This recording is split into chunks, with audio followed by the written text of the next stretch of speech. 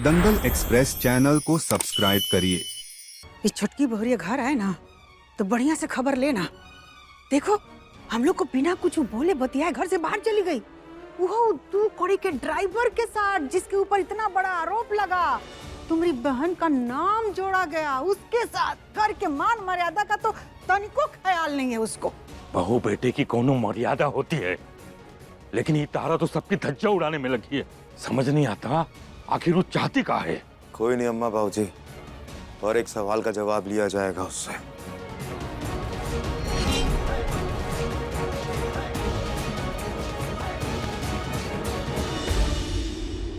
क्या पता छुटकी भाभी रवि से बात करने गई हो और रवि शायद मान जाए। और क्या ही सच है कि तुम आज भी हमसे प्यार करते हो? बताओ सूरज। हाँ सच है, सच है तारा, हम तुमसे आज भी प्यार करते हैं।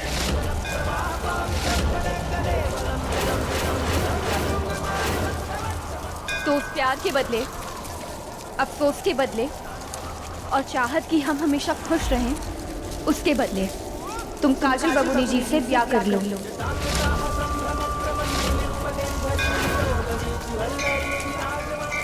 नहीं, ये हम नहीं कर सकते। तारा हमारी बात को समझने की कोशिश करो, हम तुम्हारे हाथ जोड़ते हैं, प्लीज समझो। ठीक है, हम महादेव जी की कसम खाते हैं कि अगर तुम काजल बबूनी जी से ब्याह नहीं करोगे तो तुम हमारी जो पल पल की खबर रखते हो ना, ई नौकरी के बहाने, वो नौकरी से तुम्हें निकलवा देंगे। फिर जिंदगी भर के लिए तुम हमें देख नहीं पाओगे, हमारा हाल पूछ नहीं पाओगे। तुम्हें हमारे आंसुओं की बहुत फिक्र है ना, तो जिंदगी भर के लिए हमारे आंसुओं की खबर तक नहीं पूछ पाओगे।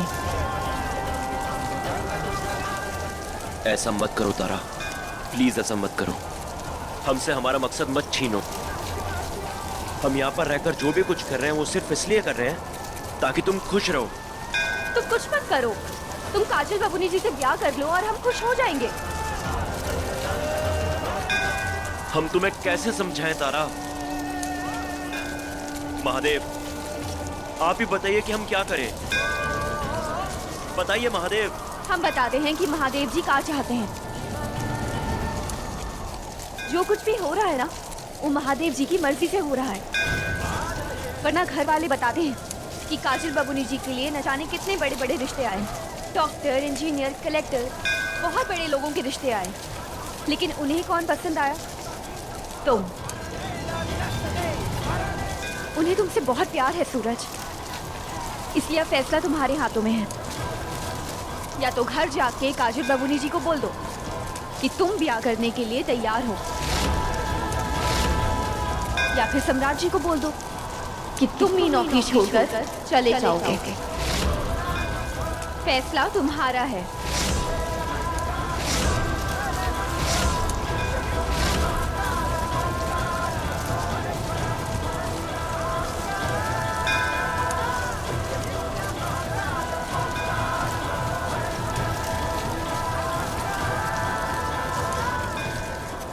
मूर्ख, सोच क्या रहा है तू?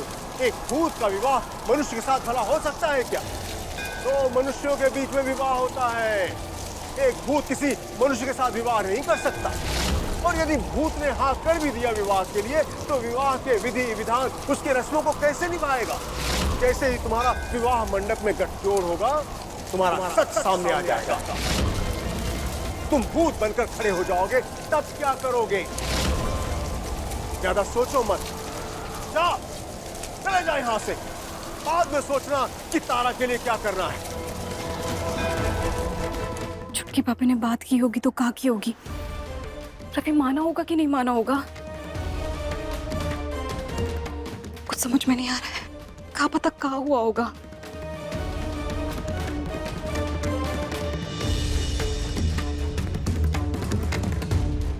बेटा, गुस्सा में हर फैसला नहीं लिया जाता है, सोच समझ के लो। इसका परमानेंट इलाज करना पड़ेगा। कह रहे हैं हाँ, काहे कि उसका जहर पूरा घर में फैल गया है। देखो पटना वाली का, उसके संगत में रह के कैसे कैंची जैसा जुबान चल रहा है। तो ठीक है ना अम्मा, जुबान ही काट देते हैं। नहीं, वही तो तुम्हारी अम्मा तुम्हें समझाना चाह रही है। कुछ ऐसा करो कि सांप भी मर जाए और लाठी भी ना टूटे। कुछ ऐसा ऐसा कुछ खिला देते हैं ना कि वो जिंदा भी रहे और जिंदा ना रहने के बराबर भी रहे, और दोष भी हम लोग के ऊपर नहीं आएगा। बड़म्मा ये तो मर्द वाली बात नहीं हुई ना। तो तू मत कर, तेरी अम्मा कर देगी।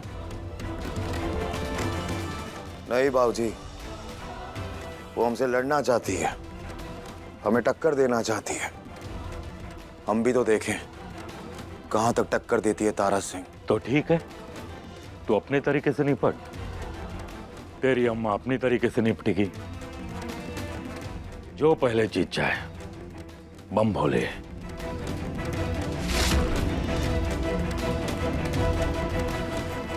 हम सूरज और काजल का ब्याह करवाएंगे, हार नहीं मानेंगे।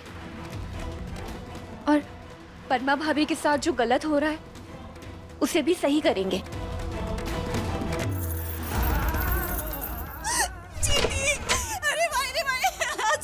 तारा ने बताया तुम चींटियों से परेशान हो, अभी हटाते हम इन्हें।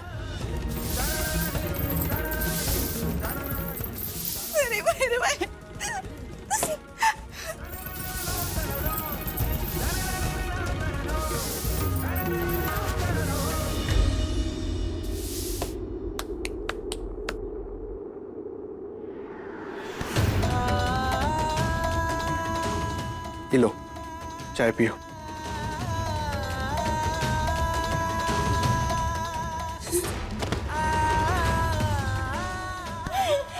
आज हमको पता चला कि आप हमारा कितना ख्याल रखते हैं। आप हमारे लिए चाय लेके आए, हमारे लिए झाड़ू लेके आए। खड़े हो जाओ। पत्नी हो हमारी, और तुम्हारे सुख दुख में साथ देना ही धर्म है हमारा। और हम जानते हैं कि बिना चाय के तुम्हारा माइग्रेन बढ़ जाएगा, फिर सर दर्द करेगा। एक जिम्मेदार पति कभी भी अपनी पत्नी को दुख और तकलीफ में नहीं देख सकता है। लो चाय पियो। दादा ओ दादा, कितना सच्चा और इमोशनल पति हमको मिला है। हम पीते हैं ना अभी चाय।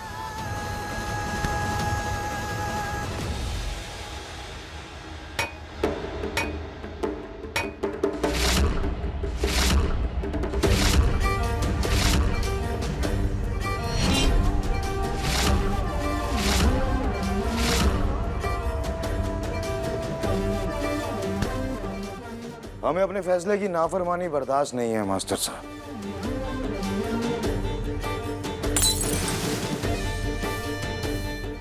और इसके लिए हम आपको सजा भी दे सकते हैं मास्टर साहब। हमने जो किया है ना वो पति धर्म था, लेकिन तुमने आज तक कौन सा रिश्ता ढंग से निभाया है कि धर्म को समझोगे? आपका कोई भी धर्म हमारे फैसले से ऊपर नहीं है,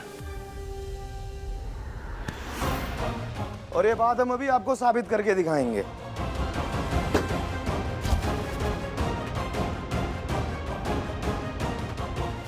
पद्मा भाभी, आप अभी इसी वक्त अपने पति यानी कि मास्टर साहब को थप्पड़ मारेंगे।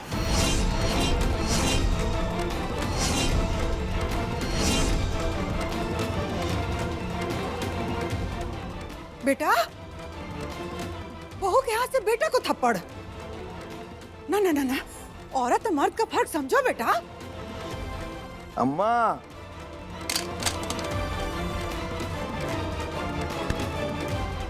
आपका बेटा अपनी मर्दानगी भूल गया है, तो इन्हें इनकी मर्दानगी तो याद दिलानी पड़ेगी ना।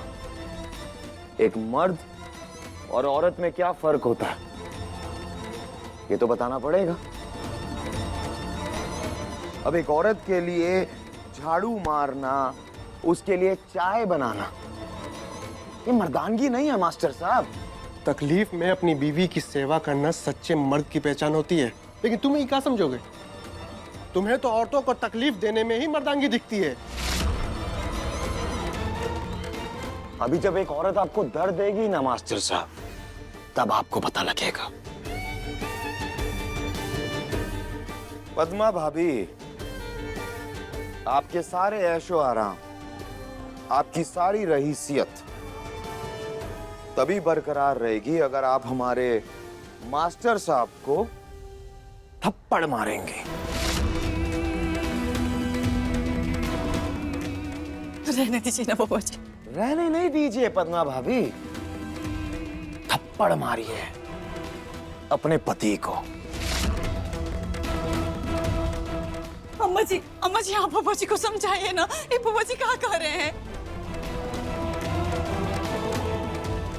अम्मा, आज से, अभी से हमारी जो पद्मा भाभी हैं, इनकी सारी शानो शौकत हमारे मास्टर साहब की 15,000 की तनख्वाह के हिसाब से होगा। इनके सारे महंगे कपड़े, बनारसी साड़ियां, महंगे महंगे गहने, ये सब ले लीजिए इनसे, क्योंकि आज से ये सिर्फ सूती साड़ियां पहन के घूमेंगे। इनके मेकअप का खर्चा, ब्यूटी पार्लर का खर्चा सब बंद। इनका जो खाना भी बनेगा ना, वो हम लोगों से अलग बनेगा।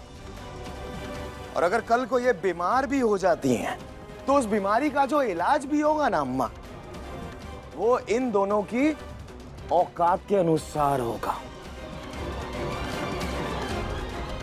क्योंकि अब ये त्रिभुवन सिंह की अमीर बहू नहीं, ये एक मामूली मास्टर की पत्नी बन के रहेंगी।